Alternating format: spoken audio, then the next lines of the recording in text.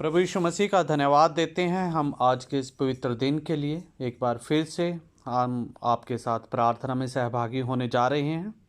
तो आइए हम आज की आराधना के लिए प्रभु यीशु मसीह की महिमा करते हुए अपने हृदयों को आज के गीत के लिए तैयार करें और प्रभु को हम महिमा देते हुए एक गीत को आराधना के तौर पर गाते हुए इसको महिमा करें।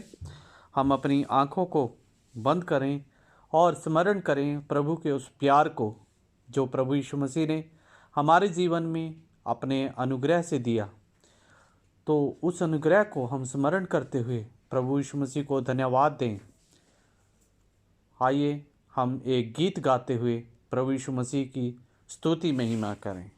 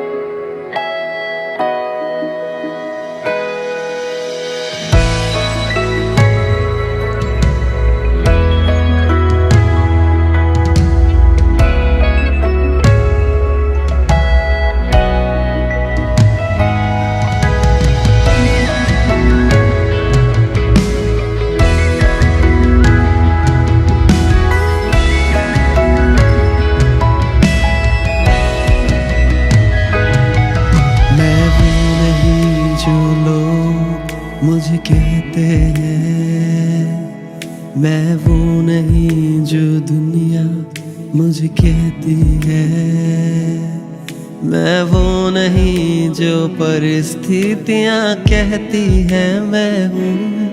मैं वो हूँ जो तू मुझे कहता है। यीशु मैं पूछ नहीं सर हूँ, गुलाम नहीं आजाद हूँ, आखिर नहीं पहला हूँ, मैं दास नहीं बेटा हूँ, बुलाया हुआ नहीं पर चुना हुआ हूँ मैं, हारा हुआ नहीं से बढ़कर हूँ मैं। मेरी पहचान मेरे खुदा से है, मेरी पहचान मेरे खुदा से है।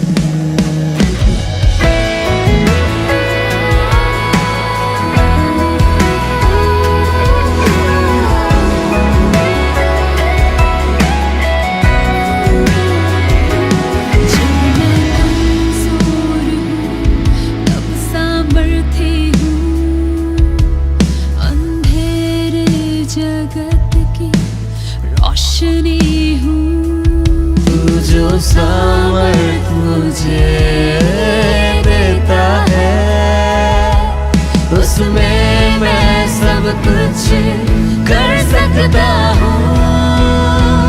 यीशु मैं पूछ नहीं सर हूँ, गुलाम नहीं आजाद हूँ, आखिर नहीं पहला हूँ, मैं दास नहीं बेटा हूँ, बुलाया हुआ नहीं पर चुना हुआ हूँ मैं, हारा हुआ नहीं पर जीवन से बढ़कर हूँ मैं।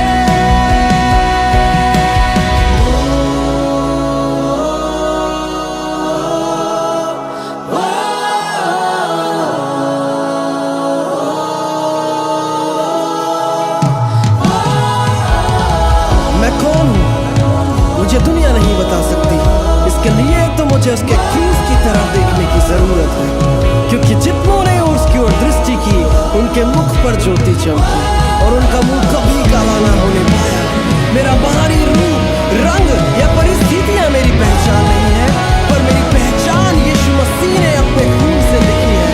और अब वो खुद कहता है कि तुम एक चुना हुआ वंश, राजपदधारी, याजकों का समाज, पवित्र लोग और परमेश्वर की निज प्रजा हो। इसलिए कि जिसने तुम्हें अंधकार में से अपनी अद्भुत ज्योति में बुलाया है, उसके काम प्रकट कर सको। तो कैसे मैं हार सकता हूँ? तो कैसे मैं झुक सकता हूँ? कैसे मैं पीछे मुड़ सकता हूँ? कुछ नहीं सर हूँ, गुलाम नहीं आजाद हूँ, आखिर नहीं पहला हूँ, मैं दास नहीं। Voice your turn। कुछ नहीं सर हूँ, गुलाम नहीं आजाद हूँ, आखिर नहीं पहला हूँ, मैं दास नहीं, बेटा हूँ। बुलाया हुआ नहीं, पर चुना हुआ हूँ मैं। हारा हुआ नहीं, पर जयवंत से बढ़कर हूँ मैं। बुलाया हुआ नहीं, पर चुना हुआ हूँ मैं। हारा हुआ नहीं, पर जयवंत से बढ़कर हूँ मैं।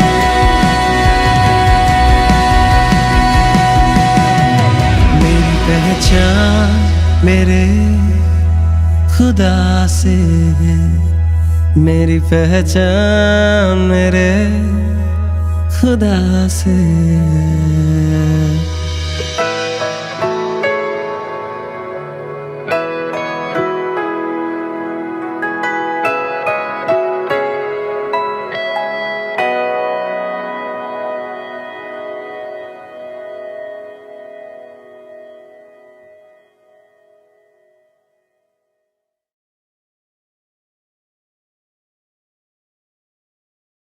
अभी समय है वचन से सुनने का, तो आइए हम खुदा के कलाम से पढ़ेंगे और आज के वचन को हम ग्रहण करें, उसके लिए अपने दिलों को तैयार करें।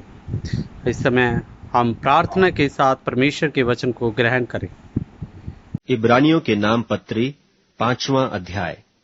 क्योंकि हर एक महायाजक मनुष्यों में से लिया जाता है और मनुष्यों ही के लिए उन बातों के विषय में जो परमेश्वर से संबंध रखती हैं ठहराया जाता है कि भेंट और पाप बलि चढ़ाया करें, और वह अज्ञानों और भूले भटकों के साथ नरमी से व्यवहार कर सकता है, इसलिए कि वह आप भी निर्बलता से घिरा है। और इसीलिए उसे चाहिए कि जैसे लोगों के लिए वैसे ही अपने लिए भी पाप बलि चढ़ाया करे। और यह आदर का पद कोई अपने आप से नहीं लेता, जब तक कि हारून की नाई परमेश्वर की ओर से ठहराया न जाए। वैसे ही मसीह ने भी महायाजक बनने की बड़ाई अपने आप से नहीं ली, पर उसको उसी ने दी जिसने उससे कहा था कि तू मेरा पुत्र है, आज मैं ही ने तुझे जन्माया है। वह दूसरी जगह में भी कहता है, तू मलकीसिदक की रीति पर सदा के लिए याजक है।